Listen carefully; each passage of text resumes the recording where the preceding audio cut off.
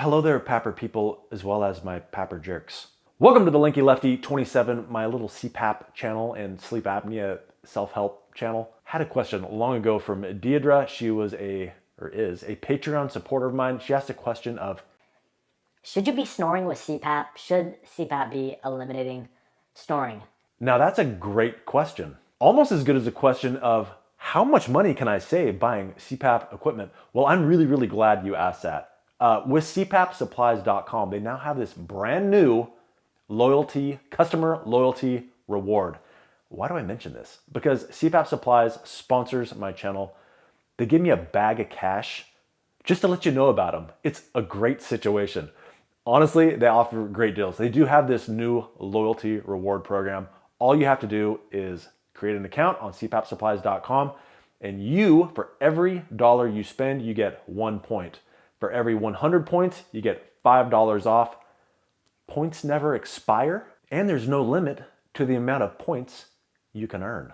Here's another sweet thing about that is you can also use discount code LEFTY20 to save 20% off your order. Now that does not include CPAP machines, kind of a CPAP machine shortage. And now's a great time to mention that, yeah, I am wearing an ugly Christmas sweater in the middle of July. Yeah, get over it. No other online CPAP retailer has a program like this, so take full advantage of it. Help me out by helping out the sponsor of this channel, CPAPsupplies.com. Right now, visit CPAPsupplies.com so you know what I'm talking about. Smooth transition back. So if you do buy a mask or machine from CPAPsupplies.com, will it help you stop snoring? That's the goal. So let's talk about the hierarchy of sleep disordered breathing. Just imagine your airway is a water hose. So this is the opening of your airway, your breathing. This is you have no apnea. You're breathing totally normal.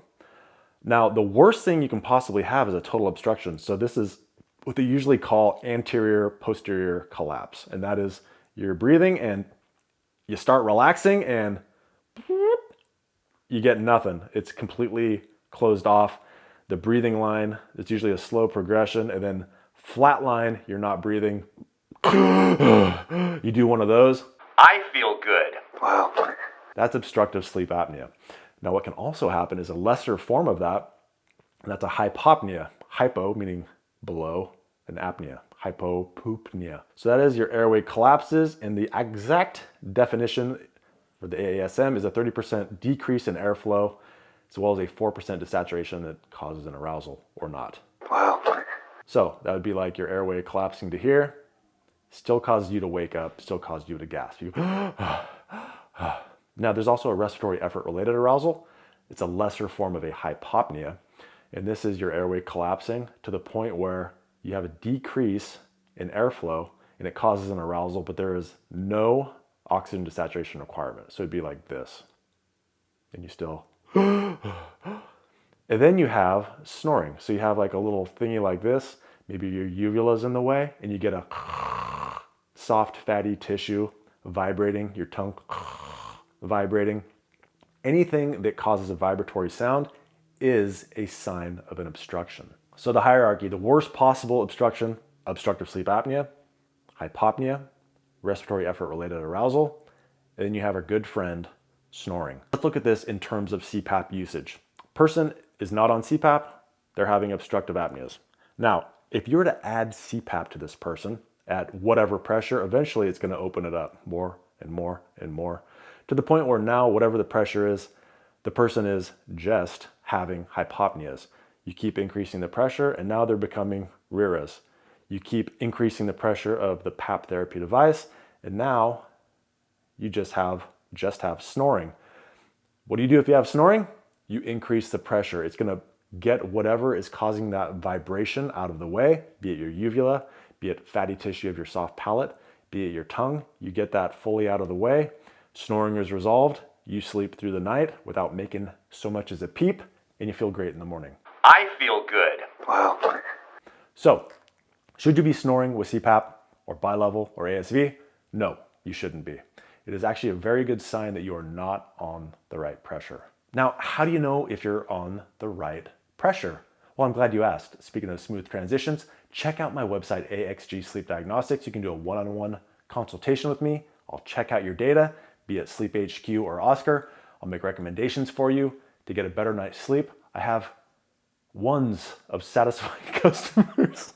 A lot of people get a lot out of our conversations. I show them what to look for. I show them how it's affecting their sleep, and we make recommendations about what you can do to improve your sleep with the use of a PAP therapy device. So if you want a PAP therapy analysis with me, check out my website. Check out the links in the description box down below. If you found this video helpful, do me a favor, give it a thumbs up, subscribe to the channel, and if you have a comment, I would love it if you left it in the comment section. That's what it's there for.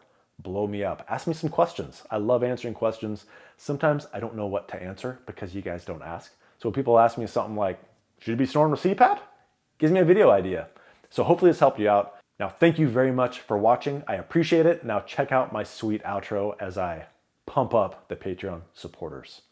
Thank you to all watching, but an extra thick thanks, buddy, to Doug Toombs, Jason Georgiades, Patricia Espelong, Sarvesh Joshi, Stuart Hetherington, Mona Swearingen, Chengtu Chen, Edward Steiner, and Shannon Kerr, and another slightly less thick thanks, buddy, to all the other YouTube members, Patreon supporters, and others.